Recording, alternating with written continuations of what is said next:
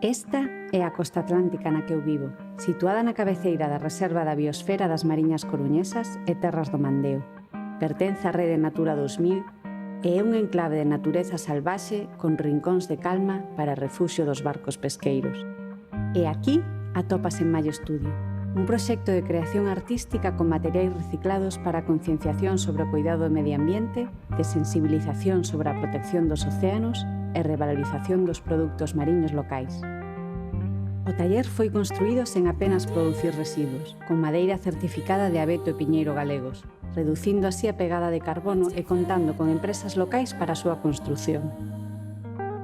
Emalle é un obradoiro de creación de tapices a partir de redes recuperadas do mar.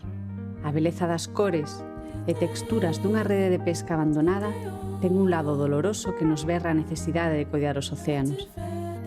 Aproveitando esta beleza, mudamos o horror do lixo mariño en algo fermoso, que nos fai ser conscientes da necesidade de coidar os mares que nos rodean.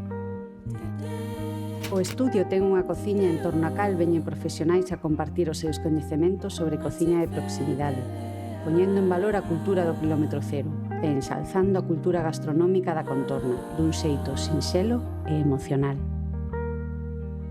Outra parte do proxecto é un espazo de traballo para residencias artísticas, destinado a creadores e creadoras, tales como a deseñadores, músicos ou escritores, que teñen aquí un espazo no que poder crear.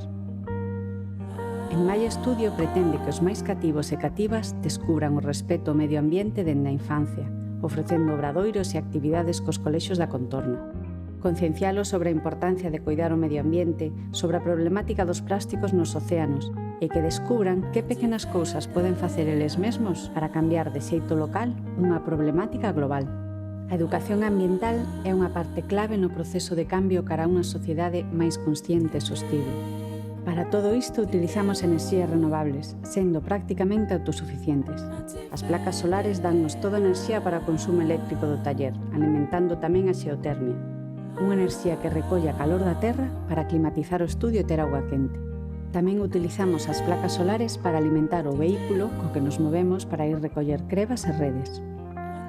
A que vedes traballando aquí é Mar, a que desenreda e enreda cabos e redes de pesca para crear os tapices.